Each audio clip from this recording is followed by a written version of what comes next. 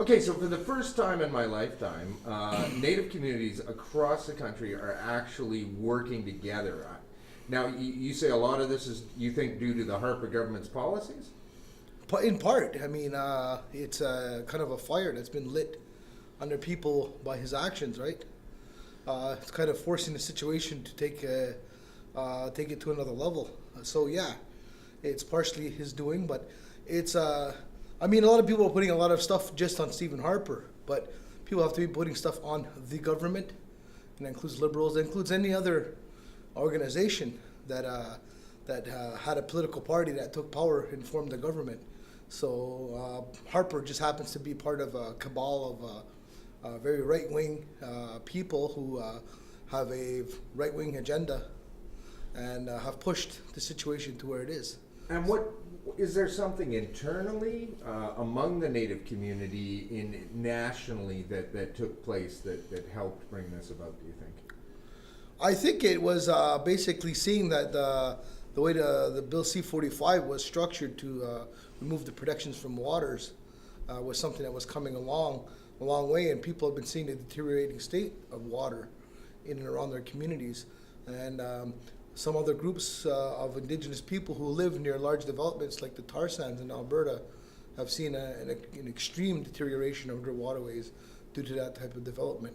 So upon reading what was going to be included in Bill C-45, I think that was a large part of people mobilizing to fight against that. I mean, there's an element within the Native community, for example, the Band Council government, that was more afraid of losing their jobs than defending things, and then the grassroots were worried about the waters. So this is a grassroots movement more than anything else.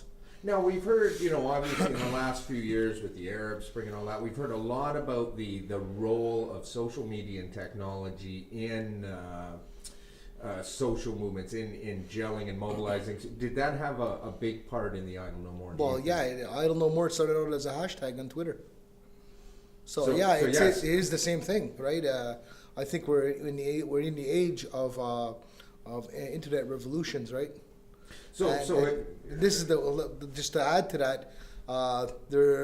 This is why governments like Canada, the United States, and Europe are working hard to regulate through FIPA and other legislation, like that. Stuff like that. I mean, it may sound kind of odd, and there may be people who support it, maybe people who don't.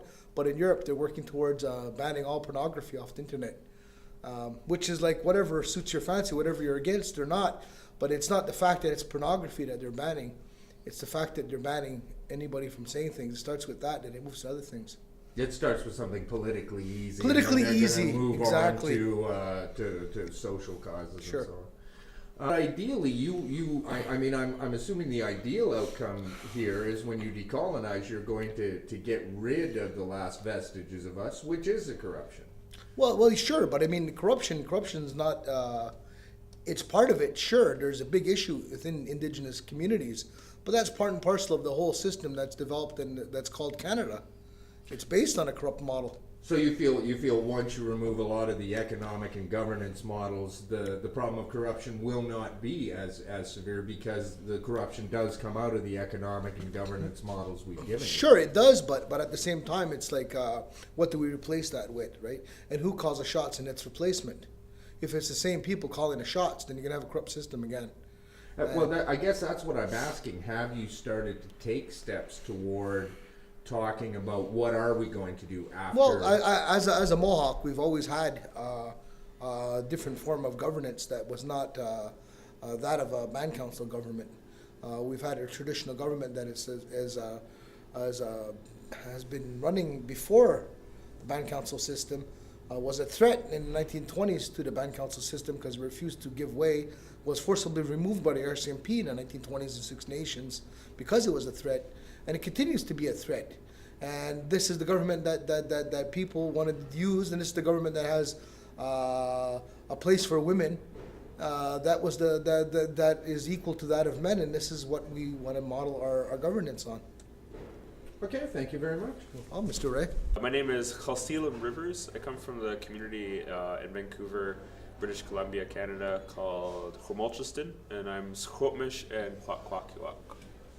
And now, I'm 40 years old, and I have never seen the Native communities in this country act as one, ever. What do you think was the catalyst for this?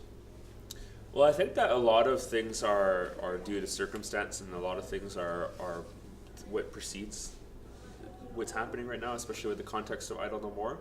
A lot of it is the history of political activism and organizing that's been going on in a lot of communities for a long time. The other part of it is I think that the way that this federal government and a lot of the provincial governments have been pushing and pushing and pushing First Nations into a corner more, that because of how the system has set up, that the young people and a lot of the people that are the grassroots have finally said enough is enough, we've got to do something about it. And I think it started to create this kind of effect where because of technology, communities were able to be inspired by each other very quickly, very rapidly, and then the information about what was happening was spreading really quickly and really rapidly. And so then as that took off, it just ballooned as communities were organizing, and eventually had hundreds of communities organizing events. And I think a lot of that had to do with kind of the context of organizing that has happened, but also kind of being inspired by each other as it was happening. So technology has played a part like it did in the Arab Spring and a lot of the other uprisings we've seen. I think that there's something a little bit different about what's happened over the past few months because of technology. And I think theoretically, I mean, you think about other historical actions that have taken place, what it would have been like if technology had existed at that time. It might have been different, I don't know. But there is something about what's happening right now where the spread of information, the interconnection of organizers and groups and people, and the accessibility of that technology is making things different in terms of communicating, storytelling, documenting, and passing off of information. Now, the Mohawk here still have retained a lot of their traditional governments, and they retained it, throughout the history of our nation state, Canada here. But as we traveled west, our treatment of Native people became worse and worse. As we got better technology, we relied less and less on the Native people. So by the time you get to BC, I mean, really, your systems of self-government have been absolutely smashed. Is there some work going on in your communities to try and rebuild or try and formulate? Yes? Okay. There's definitely a conversation that's happening about how to irrelevantise, what I'm calling irrelevantise, which is like the verb form of making something irrelevant, of the quote-unquote INDIGENOUS system, which is a system that's been imposed by the Canadian government kind of through this racist ideology of grouping and homogenizing all the different nations under one identity of being Indian. But what's happening, I think, is that conversation about how to decolonize and how to re-establish or recreate or resurgence of the traditional governments is happening.